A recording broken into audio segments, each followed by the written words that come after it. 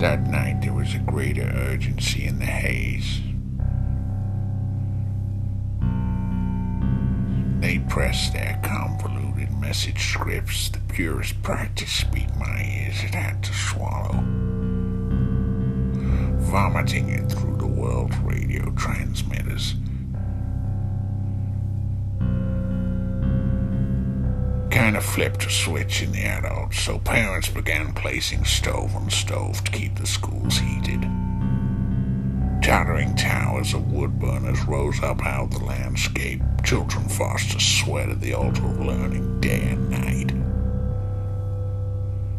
Word sums drilled facts into them with ever-increasing insistence until it became only individual letters, numbers, then flashes of shaped color pressed into their faces with what looked like a waffle iron.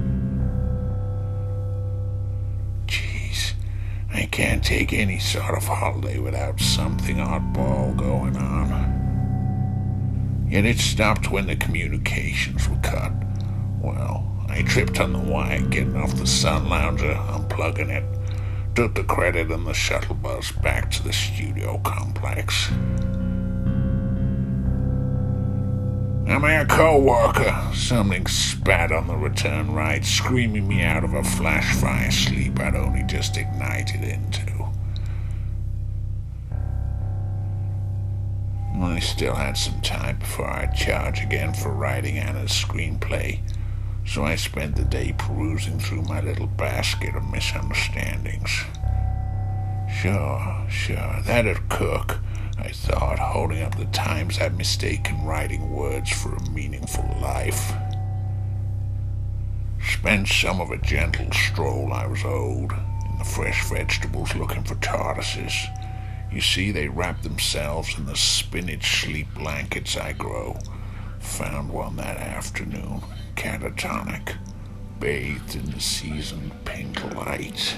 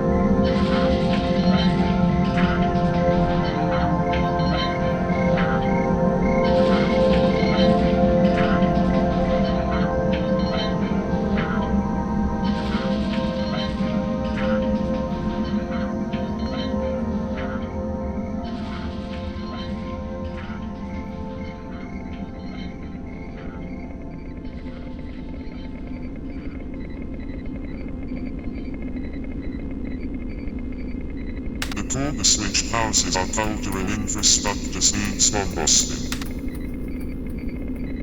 These 18 hatches to whatever city they get to, be tending each one all day and night, without anyone coming or going. But another hatch, number 19, found me chasing the first remarkable find, and I stepped on the edge and out of my city. Those indeterminable years squeezed behind me.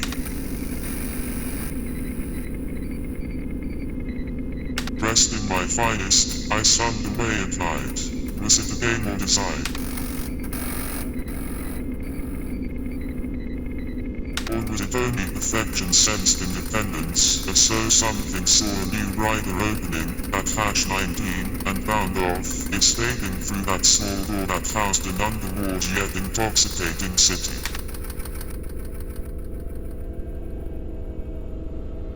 Briefly turning back, it looked to me as though I was leaving a catacomb.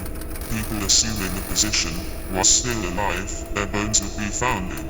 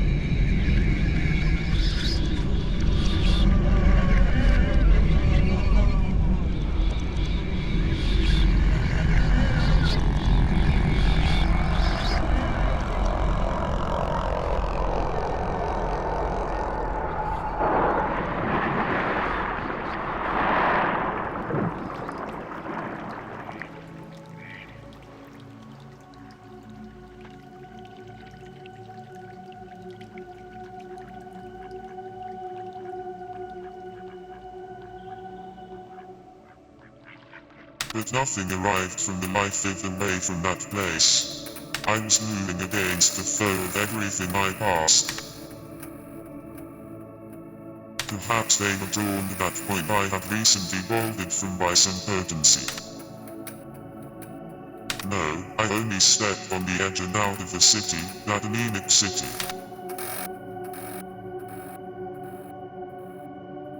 Looking for accuracy somewhere in there, tail trapped by morsels on hooks, but had I sense independence? Levered subsections beyond awareness, at arm's length, just to start walking towards something, some bright opening a design on a distant billboard, pacing the first remarkable find.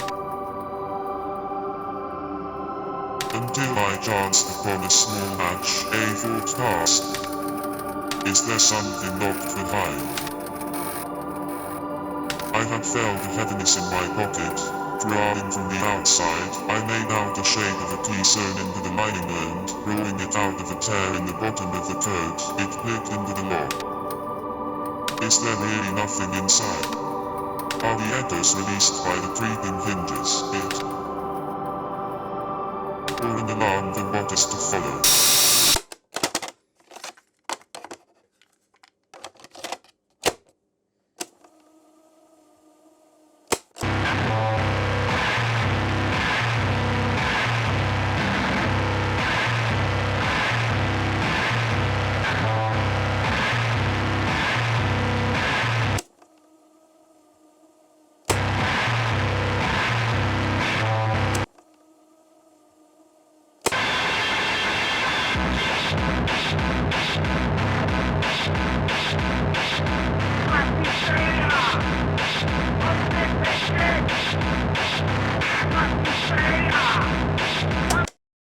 She played me some sounds.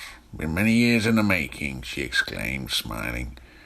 Geez, those sounds I'll never forget. Sound one. She pressed the tape deck button. That's a loop of echo digestion, I said. Lucky guess. Sound 2. Wet hands clapping. Fair enough. Sound 3. Sounds like an audience of kids, barely audible, eating lunch while exploring the slow explosion they'd set in motion 10 years previous, unfolding in the school's American-style canteen. 1950s, if I'm not mistaken. Some ears you got there, sunshine. She ended the whole show and tell with a rendition of Goodbye Body Ham, forever here in spirit. Played that at my mum's funeral, I shrugged. Must be watching over me. I burn up some situations real good. I'd been at the money, so every night people partied at my expense. Kindred spirits, or so they said. Mind you, your vibration's inept, she spat. I'd read that place like some two-bit rolled-up pulp trash dropped out of a back pocket. It's called unlocking practice speak. That's my game. I barked over the VHS of some kinetic eye flick called Screams Feel Hungrier, grainy on the wall of 10 cracked TV screens. Seen it 1,000 times or more on 12 1,000-foot canvas walls of my niece's wedding. All right, I need stories, people to talk, I said. You from some film studio? Do yoga? She quipped.